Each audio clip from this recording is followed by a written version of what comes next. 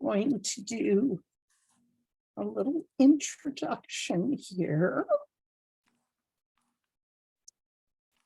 I'm glad to have everybody here. Sylvia Burton, who goes by Sam, attends Trinity Episcopal Church in Fredericksburg, Virginia. And she started there when she was a student at Mary Washington College. She is currently, tell me, it's telling me I can't.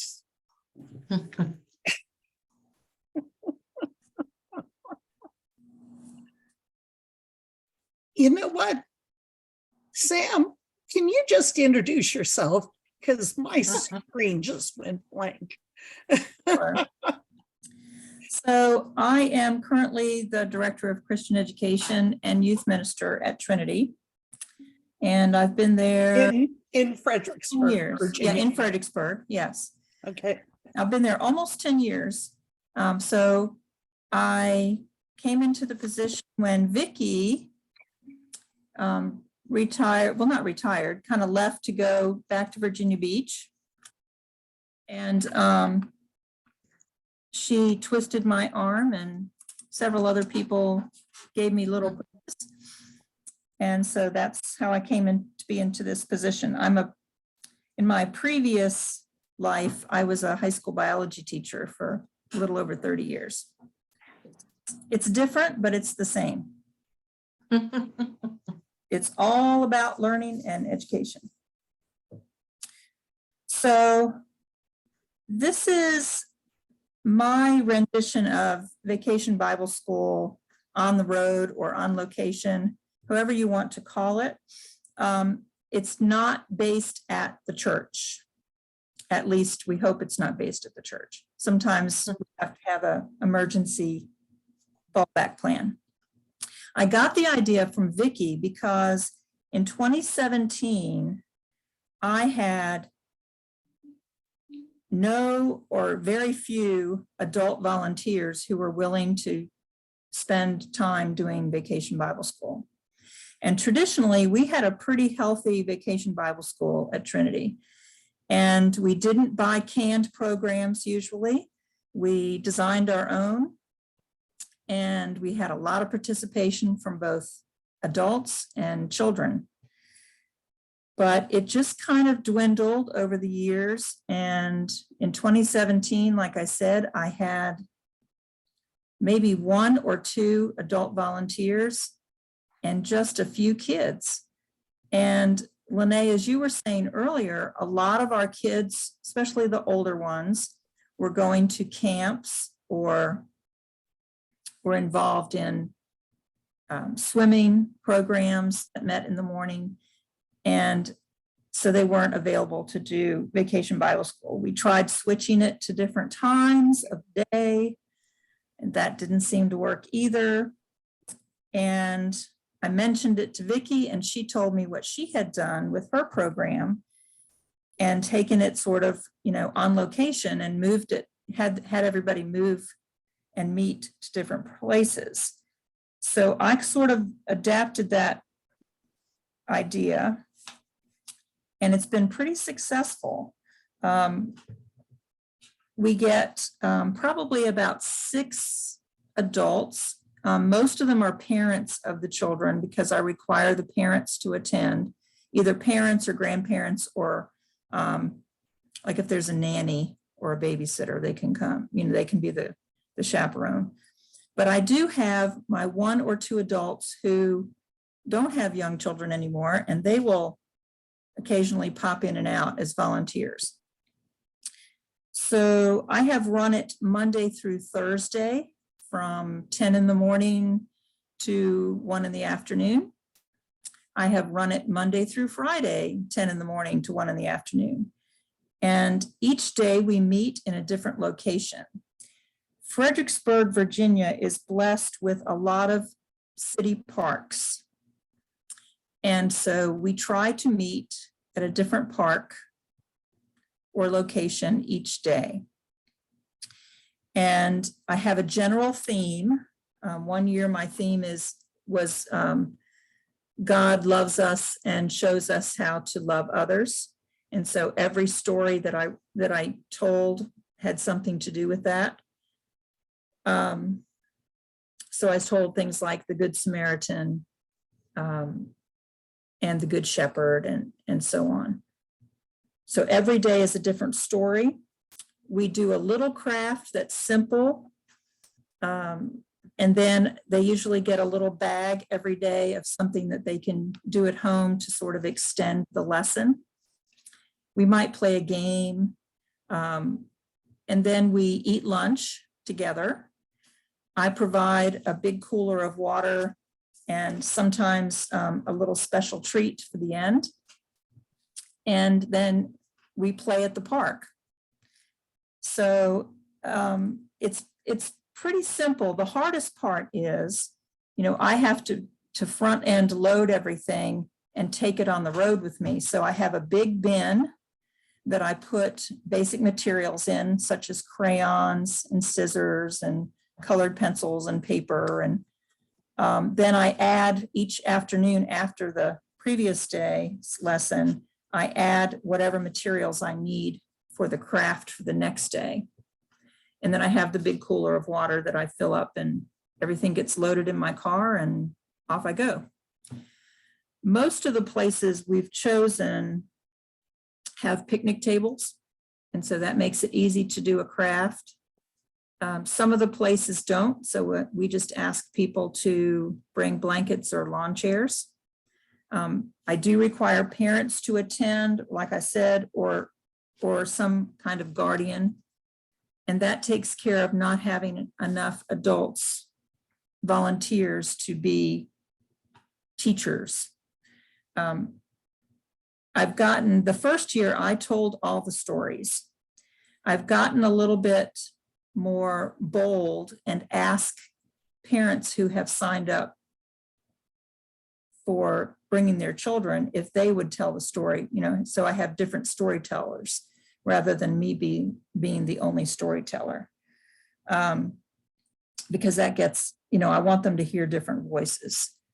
So we don't have a ton of participation. I mean, I can remember vacation Bible schools at Trinity where we had 30 kids and a full cohort of teachers for, different grade levels and so on. We don't have that kind of participation. We do have about anywhere from 10 to 15 children. I've done this now 3 years.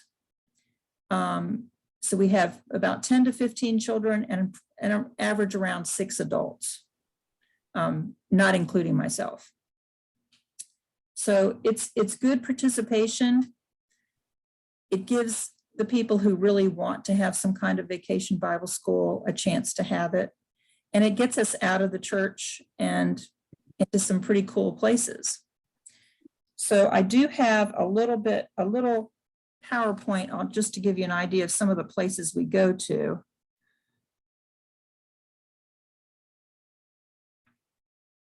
Let me get rid of the Zoom.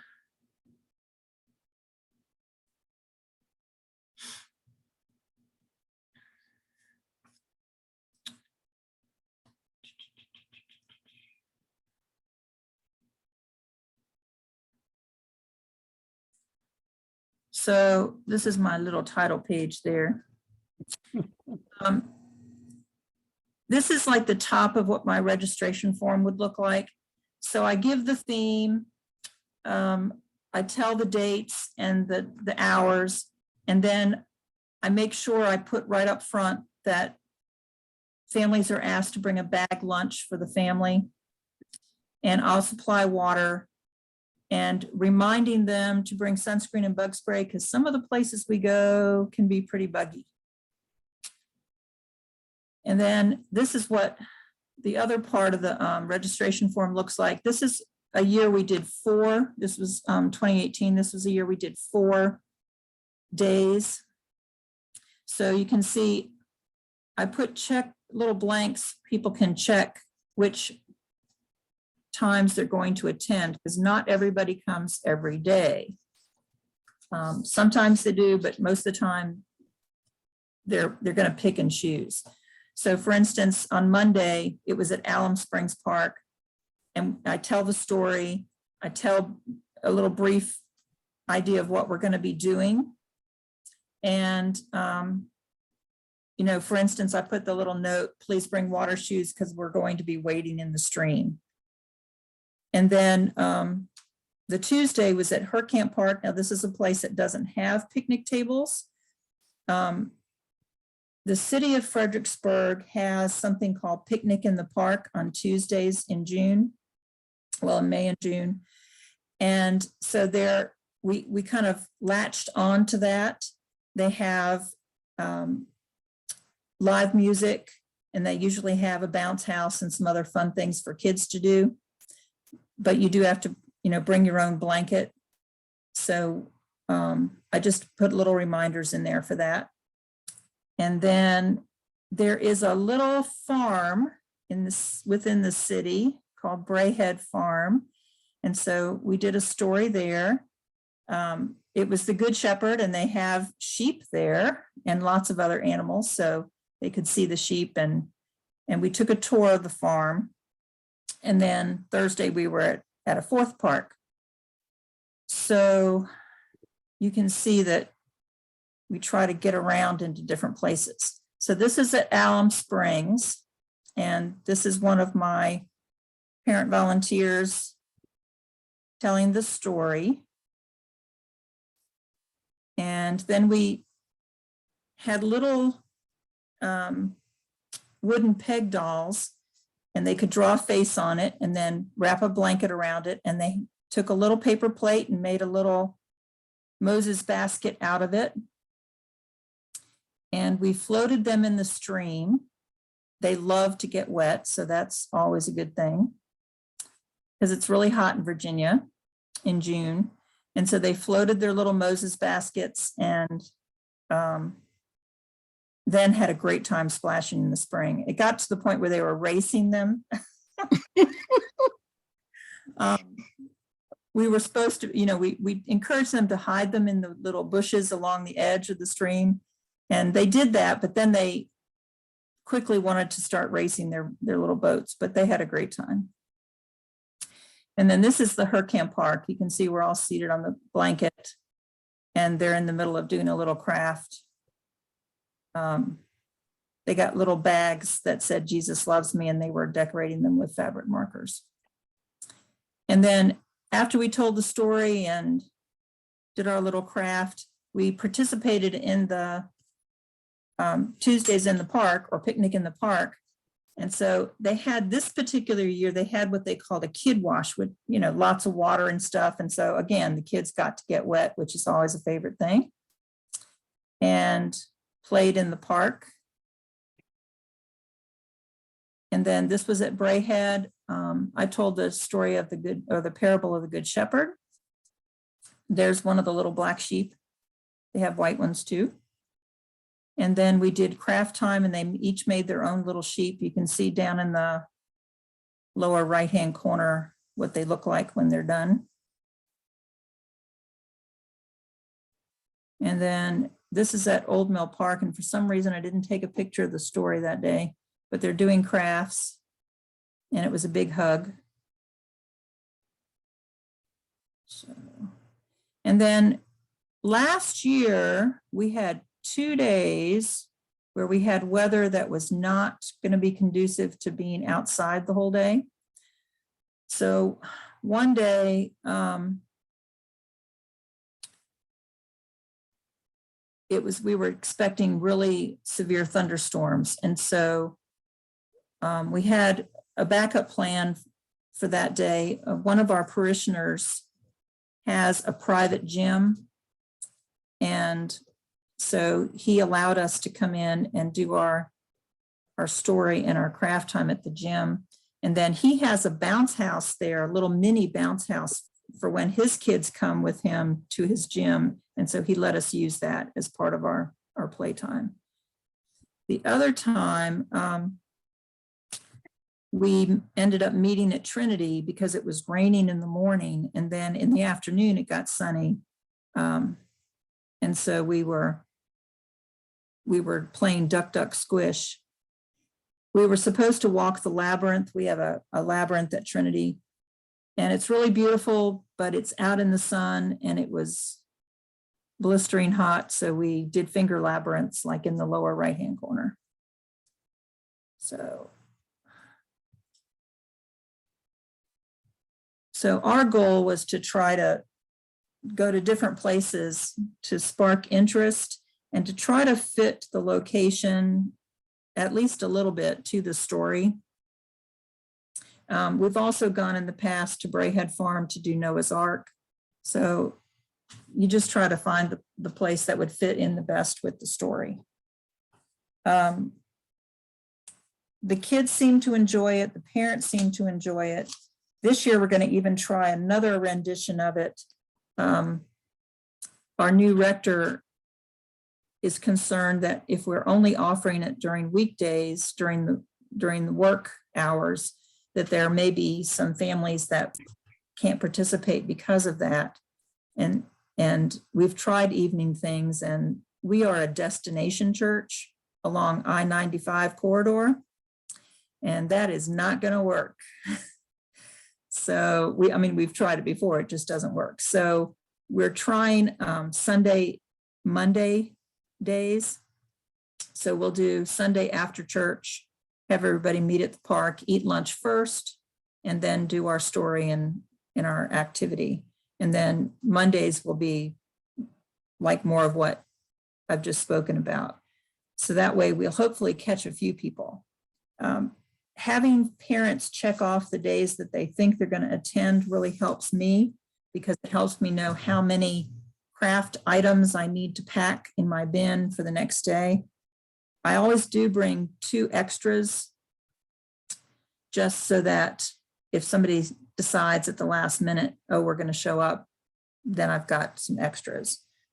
But for the most part, I think it has worked really well. One almost disaster was I was at a park and my helpers hadn't gotten there yet, and I was unloading things from my car, and I had to walk a little distance from the parking lot to the table. And the cleanup crew of the park, the maintenance people, grabbed my bin off the table and were going to throw it into the trash truck. And I was like running, no. That would have been a big disaster, but I caught them before they trashed it. But yeah, it seems to work out well. The kids have a great time. Have you ever done it with another church in conjunction with another mainline church or another Episcopal church? There actually is another Episcopal church just about a mile, less than a mile and a half away from us. They're actually right in the city. We're in the city too, but we're up the hill. And they were invited to come last year, and we had one parent and one child from that church. And then we also had 4 participants from the local Lutheran church come one year. So 2 families, but 4 kids. So that worked out really well. So we invite mostly St. George's Episcopal and Christ Lutheran because we already share a campus ministry with them. Mm-hmm. We kind of all know each other or know of each other.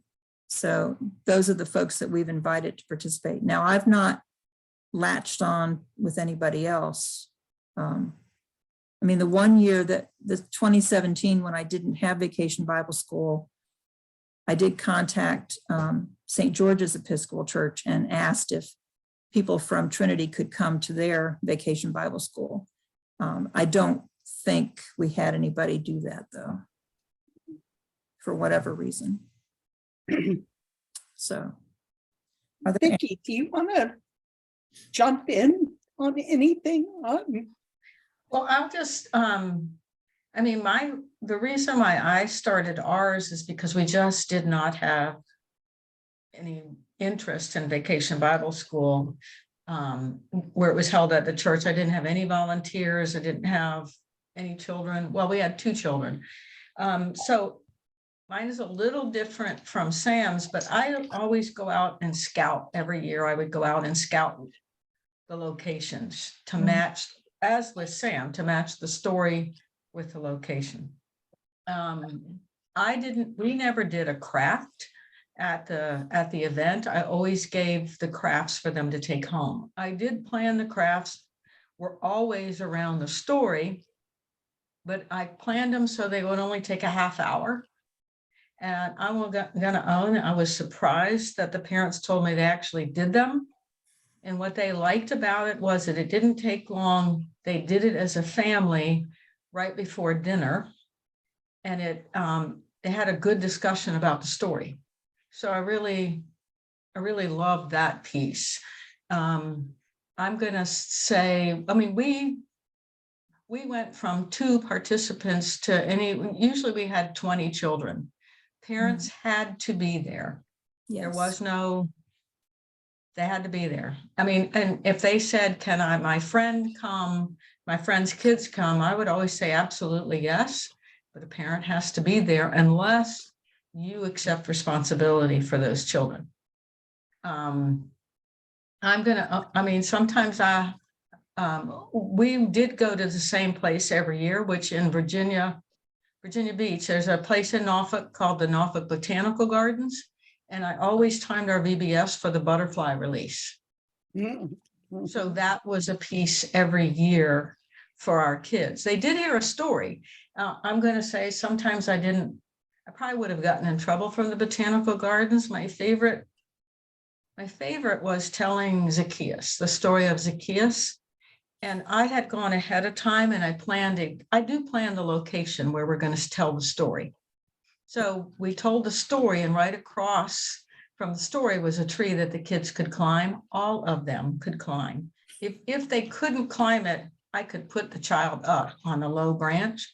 And that's exactly what I did. And we talked about, just think if you were Zacchaeus, and Zacchaeus was short. So it's really hard to see. And so I asked them to describe what they could see before we climbed the tree. What could they see? And then when they climbed the tree, what could they see? And what was it like? I wonder what it was like for Zacchaeus to be in that tree and to be able to see. So the parents had to bring lunches. Mm-hmm. I always brought something to drink and a surprise snack. But the kits, I always had 25 take-home stuff with me every day. And so that's all I had to tote. So, Sam, I love that you did the craft there. I really do love that. I knew we wouldn't have enough time based on what we were doing. And so. What kind of things did you do on site since you weren't doing a craft? We started off like when we went to Botanical Gardens, we would start off. We did always start with a story. I'm going to tell you that. Yeah. I mean, they wanted to go to the butterfly garden desperately, but we always did the story first because it was important. But the other thing I'm going to tell you is I handpicked my people to tell the story. I was very grateful I didn't have to. And because you're trying to coordinate everything. And Sam, I get to give you kudos, man, because trying to coordinate and tell the story would be hard. The first year I handpicked my teachers who were the best at telling the stories. And to make sure the kids were fully engaged, because I was doing something very different and it was a change. St. Paul's in Norfolk was a downtown church. Destination, very different ministry when you're in downtown church. Very different ministry. And so the parents were just fabulous. And I'm also going to say the other location we went to every year was the Chesapeake Bay, because we had a family that their house backed up to the Chesapeake Bay. And they opened their house for us every year, and they cooked hamburgers and hot dogs for the kids. So of course, the first story is Noah, but then you have to have other stories that involve water. But what I'm also going to say is that the side benefit of doing on the go is that you create community with those parents, because they get to know one another. Right. And they start because, talking to one another. yeah, And, because usually they would drop and go, drop the kids off, yes, and it was like Yeah. daycare for 3 hours. But yeah, you're right. There's a lot of community building in that. right. Because I had one parent say, I didn't know so-and-so was a pediatrician. I'm like, yeah. So they got to meet and hear and I didn't do mine for 4 days. I did it 3 days. I did try the first year 4 days, and it was too much. The parents told me it was too much. So we did 3 days. And 3 days in a row. Because I would ask my parents for feedback. I was pretty good about asking my parents. And also with my parents, the caveat when I would talk to them is, please don't tell me what you think I want to hear. Tell me what you're really going to do. Right. You're not going to hurt my feelings. Exactly. Yeah. What, lost my train of thought. Sorry.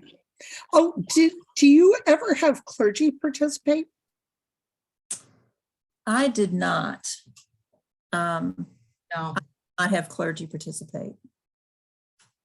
I did not. At St. Paul's, we had one clergy person. And so no, I did not do it when I worked at Trinity, because we had traditional VBS. And like Sam said, it was a tremendous program. We had lots of, I'm going to also tell you, when I first started at St. Paul, at Trinity, I couldn't get, the first 2 years I got participation in VBS, and the third year it just couldn't get any. So I just stopped it. And the rector at the time was not happy. And I said, well, this is not Vicky's VBS. It's Trinity's VBS. And if the parents don't want to participate, then there's an issue. Right. And if you can't get volunteers, that's an issue. So for 2 years, we had nothing. And then the parents came to me and said, I want VBS. And from then on, the program, Sam, you remember, it was very popular. We had we would have, 30 to 50 kids. Yes. It's a lot. And we were very creative, let me tell you. I mean, I think the 1 year we did all the different events in Moses's life. And when the day we told the story of the burning bush, the snack looked like a burning bush. I mean, I'm not kidding. It did. I mean, I'm going to tell you, one day we took one of the programs, we took the story of Daniel in the lion's den, but each day we told the story from the perspective of the lion, from the perspective of, who was in the, got pushed in there, from the king. It was, and I'll be honest, I got the teenagers to do it, and they dressed up, and it was awesome, because who would have thought that the lion might think very differently from, He's hungry, he didn't get dinner.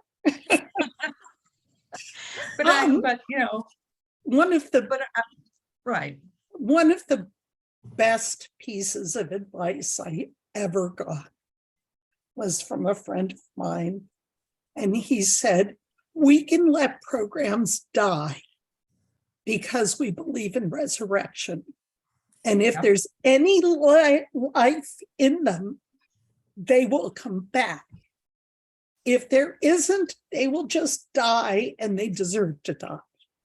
So Correct. Your VBS had some life in it, but it needed the rest.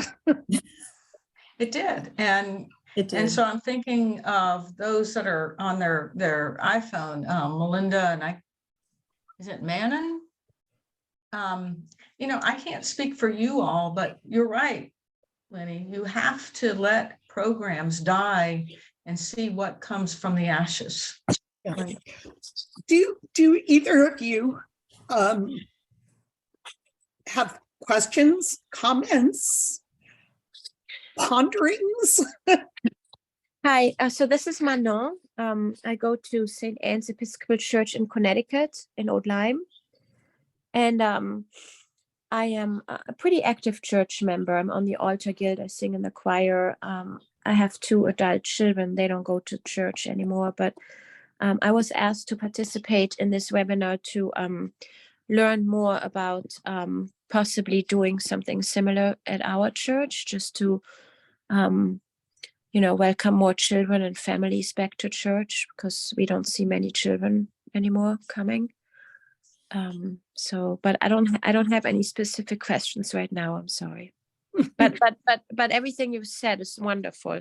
I'm actually Sam, I'm a teacher myself. I'm a French German teacher in Old Saybrook at the high school since 15 years. So yeah. Wow. Yeah.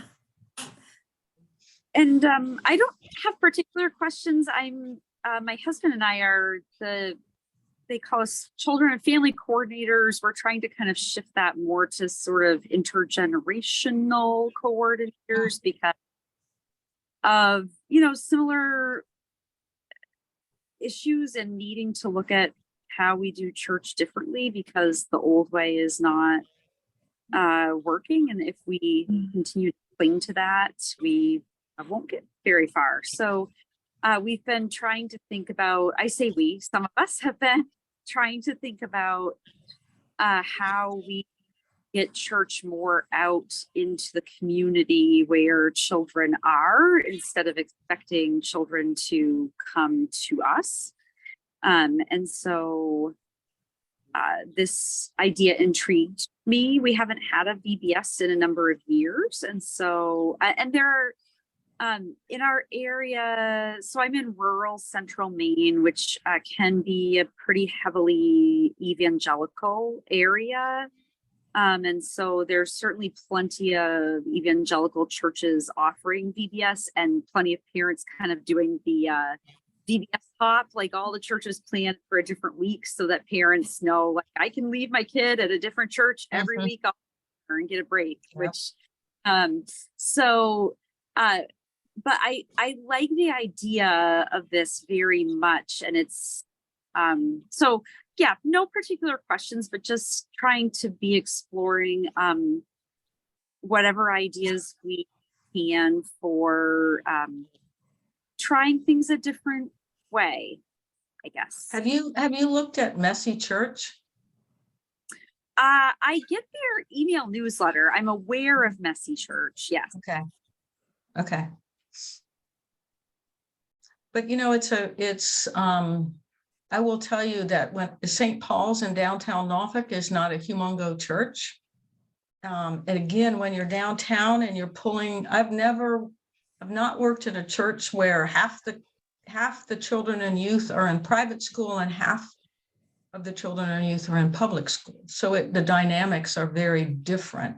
Yes. And so it was a little bit of a struggle the first year that I was there. But again, a side benefit of VBS on the road is you're building community with parents. Right.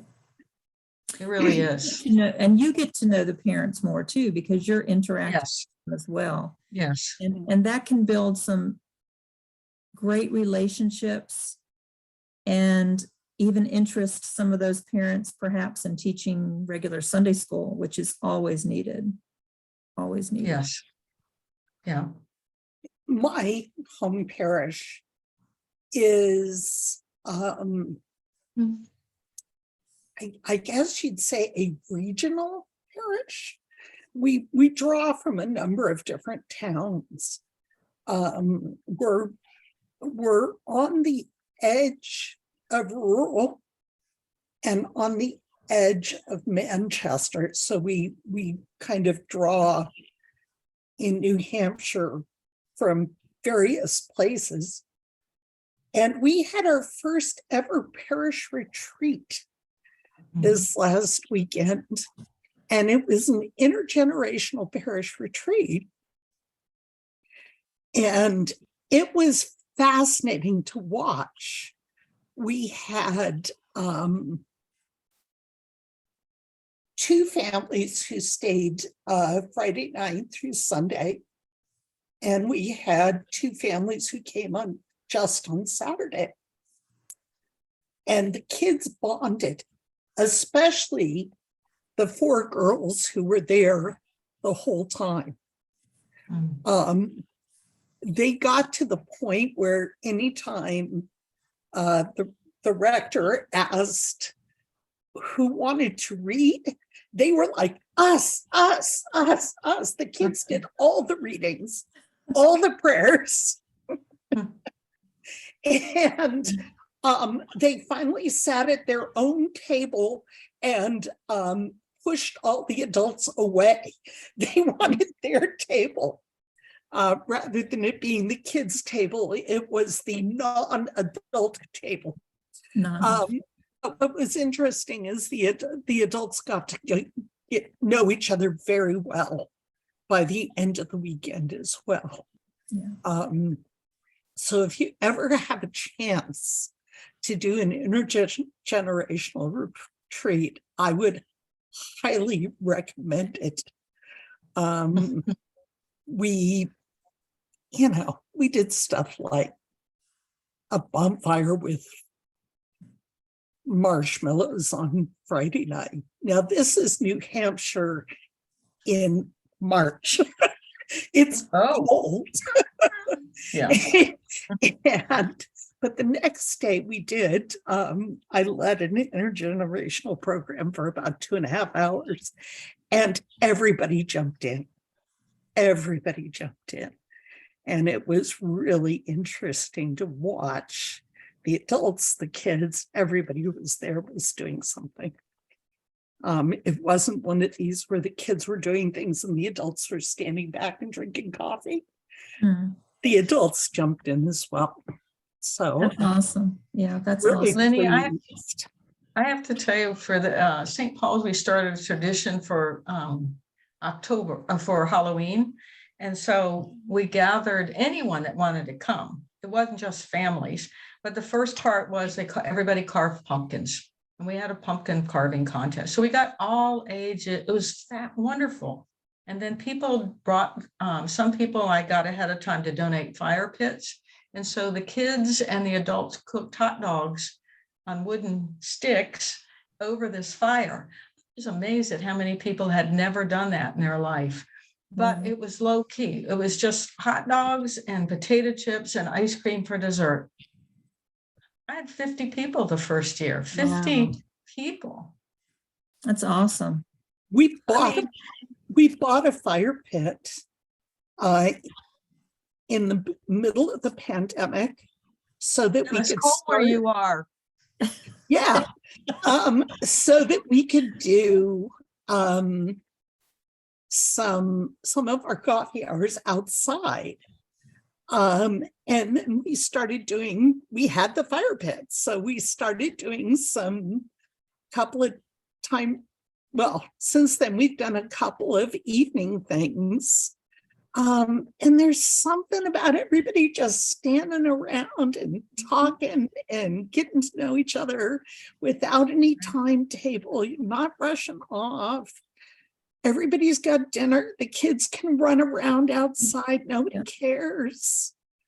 Our new rector started that, actually. She's had 3 or 4 evenings where she's had the fire pit and people come and roast marshmallows and make s'mores and just talk and have a good time. Yeah, it's great. Yeah. It's great. I'm going to be really brave this year with Vacation Bible School, though. During the pandemic, I did Vacation Bible School by Zoom, and I did Compassion Camp. I don't know if you've heard of Illustrated Ministries Compassion Camp. So I've done year 1 and year 2, and this year's theme is more of a creation theme, so I can do it outside. So like one day is shelter, one day is air, one day is water. So we're going to try that and take it on the road. I'm not sure how it's going to work, but You're a biology teacher. right. You can do that up one side and down the other. Yeah, that's what I'm hoping, that I'm scouting out new locations actually now. I've discovered that there are a couple new areas where I might be able to do it. So I'm scouting out locations that might be good for each of the days. Because it's good to always be prepared. Like for shelter, you've got to be able to point out some animal shelters if you take somebody someplace and say, yeah, we're doing shelter today. So hopefully it will work. That sounds awesome. I don't know about the music piece that Compassion Camp does, but we'll see. We'll figure out a way. Well, You do it or you don't do it. It doesn't, you don't have to do everything. Right. Right. I'm going to own, we did not, just for those of you, we did not, music was not part of our VBS. I'm going to own that. Yeah, ours wasn't either. You don't have a huge amount of time. So the focus to me is on the story. Yes. Always the story. And then, talking it over with the kids. Right. So, Letting them wonder about it and encouraging them to wonder about it. It also has to do with what your human resources are. Yeah.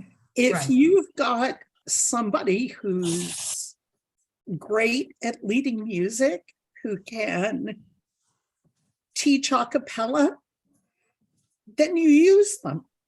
If you don't, then you don't worry about it. Yep. Right. You've got a biologist here. She's going to use her talent. One of the things that happened at the parish retreat was we were talking about the woman at the well. So I brought a big box and we were going to make a well. Well, among the adults, we had an engineer and an architect. That well was so amazing because they got into it, and they could figure out how to do it in a way that I never could have done that. Right. Yeah, it's always to know the talents of the people you're involved with. Well, I wasn't even thinking about that. I was thinking about what kind of low-key thing we could do. And you can, sometimes you're given bits of grace.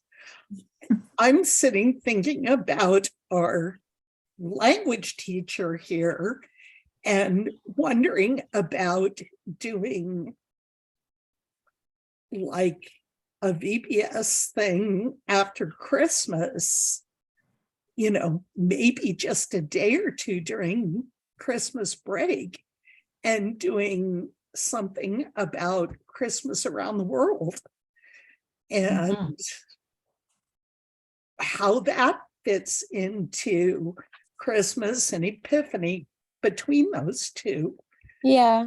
That would be really fun. Yeah, that's a really nice idea. Linnea, is that your name? Yes. Yeah.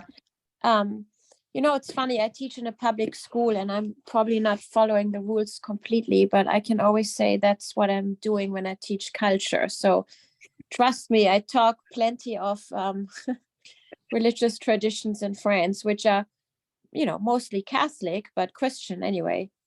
And, I don't let one opportunity go by where I don't mention that, for example, for Epiphany, and I ask students what they know about Epiphany, and I tell them the background and how, people in France or Germany, for that matter, celebrate Epiphany and Christmas, and how Easter is even a bigger celebration in France than Christmas. And you know what? It's funny because a lot of children don't go to church, but on the other hand, I notice that a lot of kids appreciate learning about it.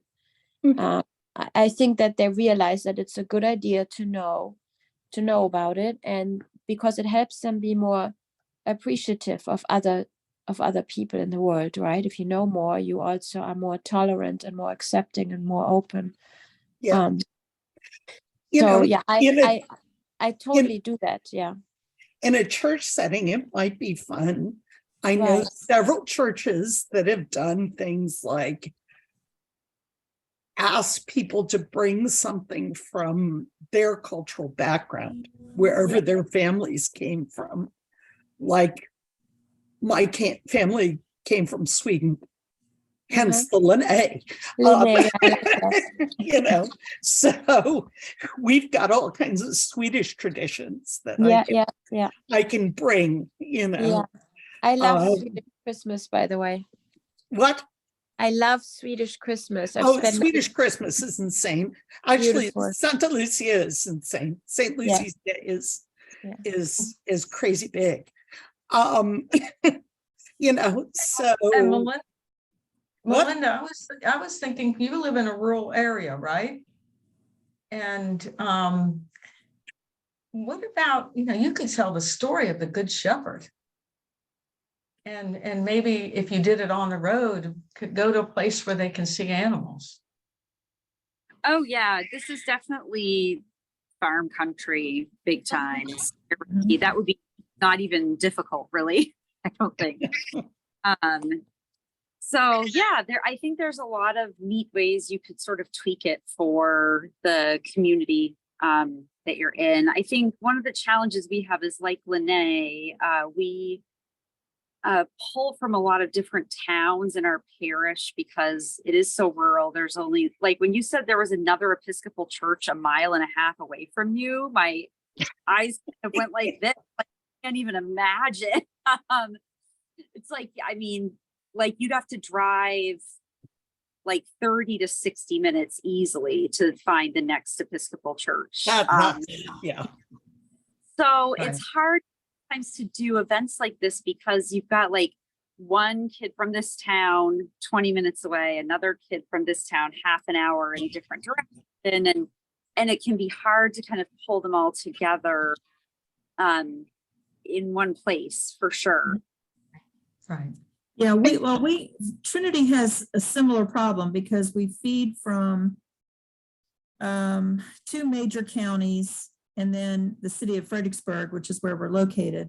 And then I live in Caroline. So some people are traveling, like I travel about 35 or 40 minutes to church, and some people are traveling from the other direction the same amount of time. So it is kind of a different thing, especially with youth group, because we're pulling from about, I think we counted 12 or 13 different high schools. Yeah. That's Right. And in Norfolk, when I worked in Norfolk, they're cities. So, but we're pulling from 5 cities. Yeah. And so it was really hard when you're doing public and private school because a lot of the kids did not see each other. Most of them didn't see each other. I mean, very rarely. That's the challenge we find quite a bit, is that the kids are less motivated to come together because they don't know each other well. Sure.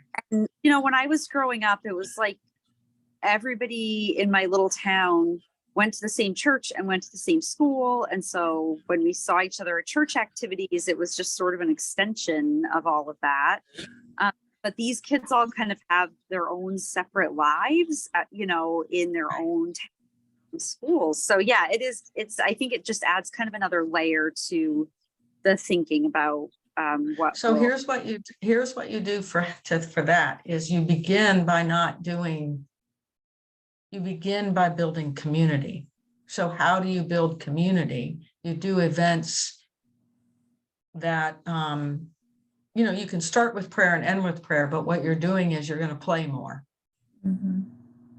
And that to start that way will help you build community and get them to know one another. The other is, and Sam she is so wonderful. I knew she was the right person for the job, even though you didn't know it, but it's okay. At Trinity, we started 2 different groups, a 2nd and 3rd grade group and a 4th and 5th grade group. Because if you wait until a child is in 6th grade, you've waited too long. Right. So they don't meet every Sunday, once a month, right, Sam? Yeah, Club 45, which is 4th and 5th graders, meet once a month, and then Fun Stars like 4 times a year. Right. And so the Fun Stars, they named themselves the Fun Stars, but but it's such, it's a huge, it's a great participation. And then what you're going to find is it feeds your youth group. We don't have very many kids. We don't have enough kids to have two groups like that. No, us You know, either. Like we have but what does work is the kind of, like the fire pit, the adults are over here and the kids are all over on the Right. other side, roasting marshmallows and talking about school. Right. And I think that helped them get to know each other a little bit, so that then when we went on the parish retreat, it wasn't, they weren't complete strangers to another. Right, which is great. I think things that are intergenerational community things where the kids can hang out together Yep. are Right.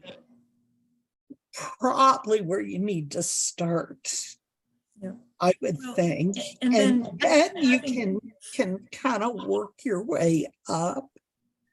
Yeah.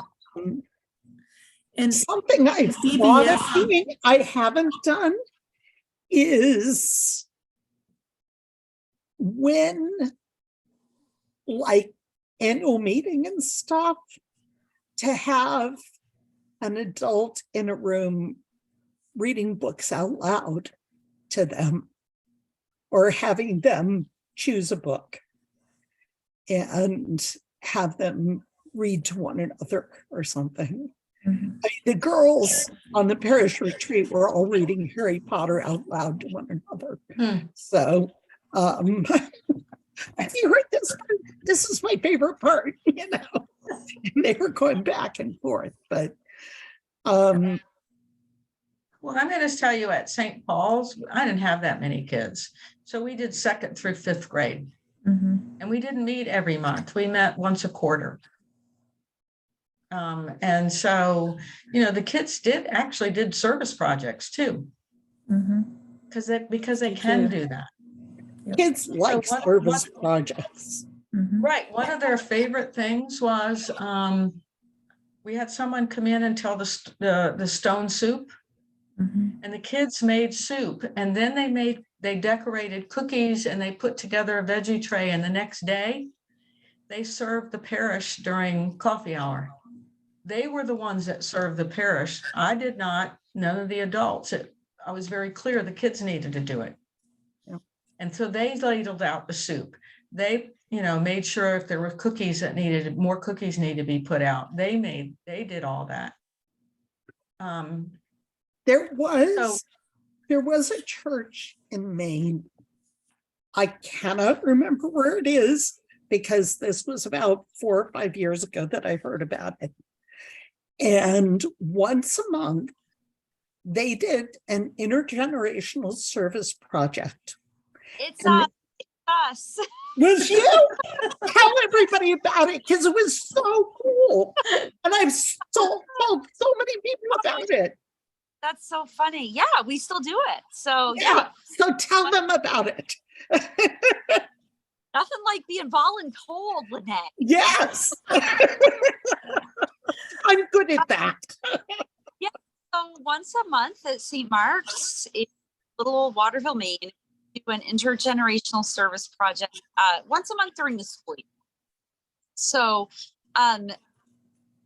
some of the months are static, like we do the same thing every year. In October, for example, we have a diaper drive for our local essentials pantry, and whoever shows up helps to package up diapers and cart them across town to place.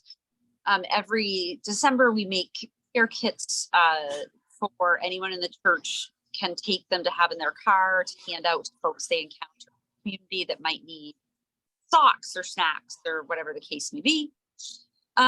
We just started new ones. So this month we're building a little free pantry to put on our church lawn that will be kept stocked with non-perishable food, things like shampoo and toilet paper. that anybody can kind of walk by and take.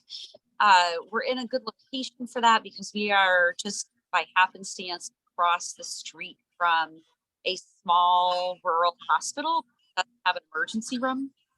And there's a big behavioral health substance use counseling program there. So there's a lot of folks walking by our church. So we initially started those as children, like just with kids years ago. But the adults were jealous. Like they thought it sounded fun and they wanted to get in on it. So we've definitely shifted that into more of an all ages kind of project, which is also helpful because we do have really small numbers of children. So you occasionally might have one where not a lot or even no children show up, but it's just whoever comes, and we do it.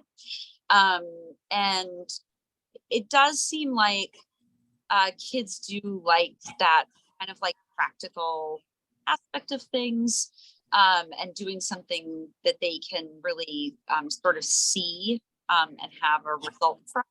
So I don't know what else you want me to say, Lene. That's just the thing I remember the most from when I heard about it was you had somebody come who worked with migrant worker families. Oh, yeah. And talk about who was going to get what you were going to make. And you made those little microwave hot packs, and the adults would sew and the kids would fill it. And what I loved is having somebody there to talk about who was going to get those things. And that connection, I think, was such a cool idea. Yeah, try to keep it. We try to be really mindful and not have it be sort of like white savory. Sure. So we always include education around. This is not. We don't say this, but the idea being that of like we all need help sometimes. This is one way we can help right now.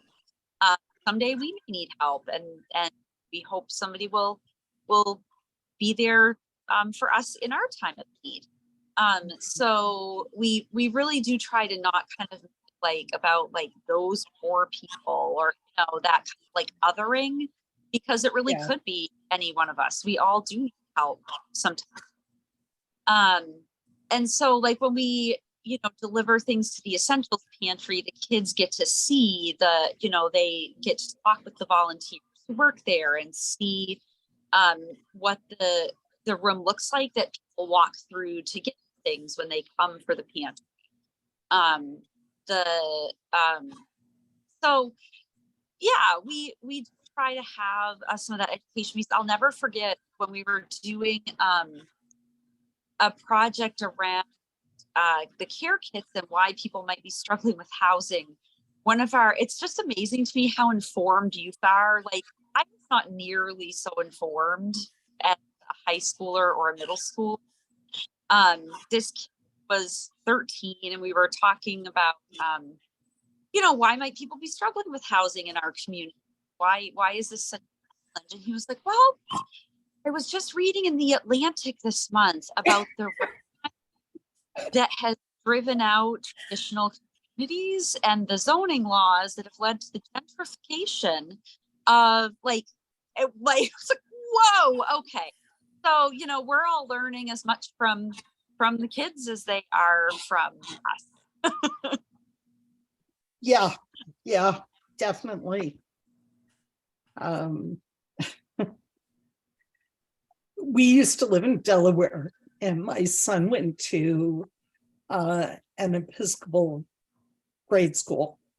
And the second graders did this big project where they solicited used books and sold them to the adults and all the kids. But the money they raised, they had to write up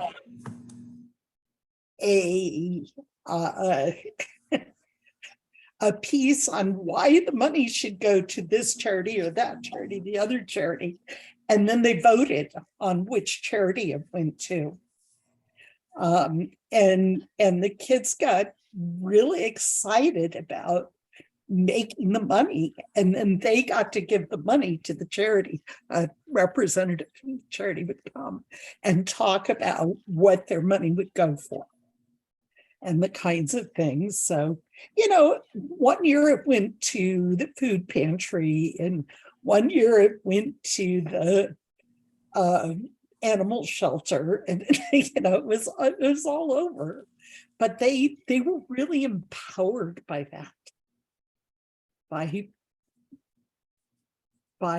feeling like they could make a difference. Yeah, and sometimes it's tricky because I'd love to actually have more involvement of community members in that, but so what kind of messes with that sometimes is that a lot of places aren't open on Sunday. So like Yes. if we make a donation to an animal shelter, we can come together on Sunday to do that, but then can't like take it to drop it off. So, and maybe not, there's a representative willing to come on a Sunday morning to, you know, talk to the people who show up to do the project. So that's just a logistical bit. Yeah. We have, Yeah. for one of those projects, we put together meals for the local homeless shelter. And again, we go and deliver them right away. So it's like very connected and outside of our walls. I think that's impactful. Because they see these are real places, not just some place their parents talk about. Right. Yeah, very much so. And I think kids run into it more than they think. Even in this nice private school that my son went to, it turned out one of his friends wasn't getting lunch every day. And he was too embarrassed to say anything. And so his friends were getting together and asking their parents to give them extra so that they could make sure he had lunch. You know, it was a difficult family situation of a divorced family, and it was there was some substance abuse going on, and when he was with one parent, there wasn't any food in the house, you know, and these kids picked up on it and made sure he had lunch. And of course, then the parents called the school and made sure he had lunch. But, you know, they pick up on more things than you know. It's interesting. Great conversation. Went all over the map. And I'm glad, Melinda, you were here. I know that was totally random, but it worked out. Yeah, and I'm probably going to tap you to do one of these next year because I wanted more people to hear about it. So, any other questions? Any other ideas? Any other things you want to know or hear about? Or Well, is it possible, if, you know, because I'm just kind of reporting back to the rest of the group, but if we do have more, I'm sorry, I'm a little bit sick, actually. That's why you see me like this. But is it possible to contact one of you if we have more questions? About the Vacation Bible School? Yes. Yes, absolutely. Yeah. Okay, so how would I do that? Is that this? Email is probably the best. can you put your email in the chat? Yeah, I'll put it in the chat. Yeah, and I can put mine too if you like, but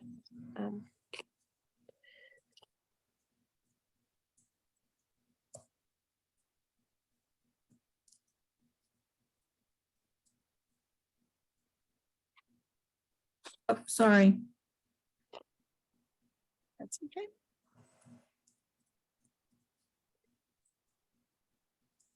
Thanks, Vicky.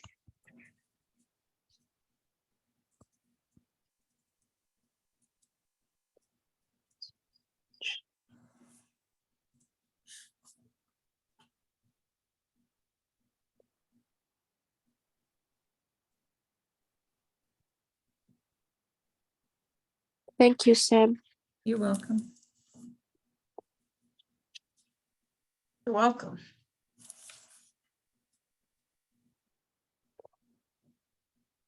I'm so glad I joined you because it reminded me of how I grew up in Germany. I went to a Protestant church,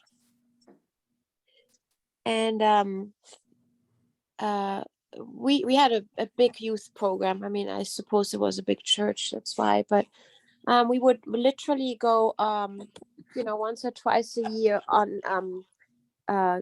We would go on hikes and then go to youth hostel, which is very common in Germany, and stay overnight. And we would do like a service Sunday morning in the forest. We would make a cross out of the sticks that we would find, and just use Mother Nature, I guess, as a backdrop to a very environment and youth oriented service. And like I said, I'm 48 now, so that was a long time ago. But as a teenager, I thought that was just the coolest thing, to bring the service outside of the church.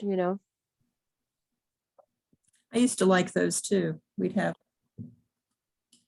go to a park or be on a camp out and have a service. Yeah, it was the best thing. I really loved that.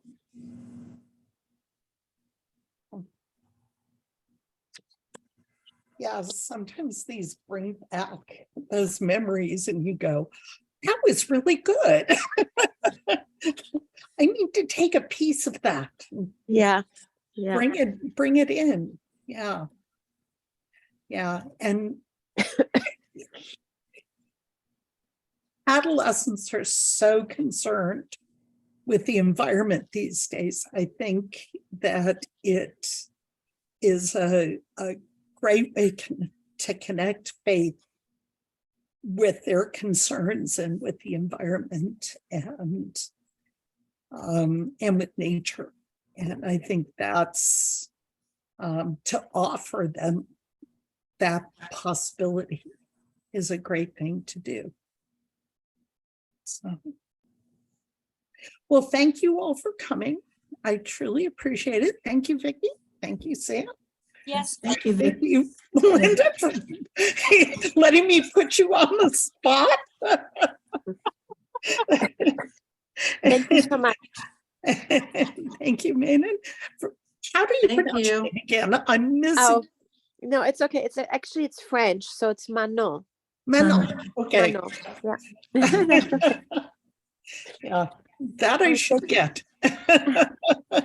Thank you so much. Being where I live. Okay. Thank you very much. Yeah, Bye. thank you, Vicki, for coming. Bye.